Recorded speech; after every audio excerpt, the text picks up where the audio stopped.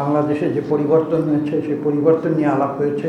বিগত 17 বছর যে দুর্নীতিতে এদেশ শুধু ছেয়ে গিয়েছিল তাই নয়, এদেশের ব্যবসা বাণিজ্য যে ক্ষতিগ্রস্ত হচ্ছিল সেগুলো নিয়ে আলাপ হয়েছে এবং ভবিষ্যতের যে সম্ভাবনা রয়েছে কোরিয়ার সঙ্গে বাংলাদেশের যে অর্থনৈতিক সম্পর্ক।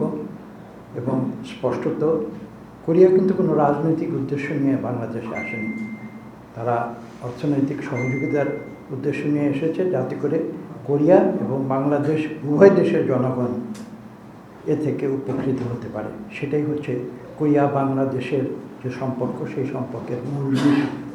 এবং আমরা সেই নীতি অনুসরণ করেই কিন্তু আমরা দুই দেশের মধ্যে অতীতেও সম্পর্ক বজায় রেখেছি এবং আমরা কথা বলেছি যে ভবিষ্যতে যদি বাংলাদেশের জনগণ বিএনপিকে এই দেশ পরিচালনার দায়িত্ব দেয় তাহলে আমরা বাংলাদেশের মানুষের তথা কোরিয়ার মানুষের যে স্বার্থ, সেই স্বার্থ সর্বাগ্রে বিবেচনায় নিয়ে আমরা উভয়ের মধ্যে সৌহার্দ্য বজায় রেখে আমরা উন্নয়নের পথে এগিয়ে যাব।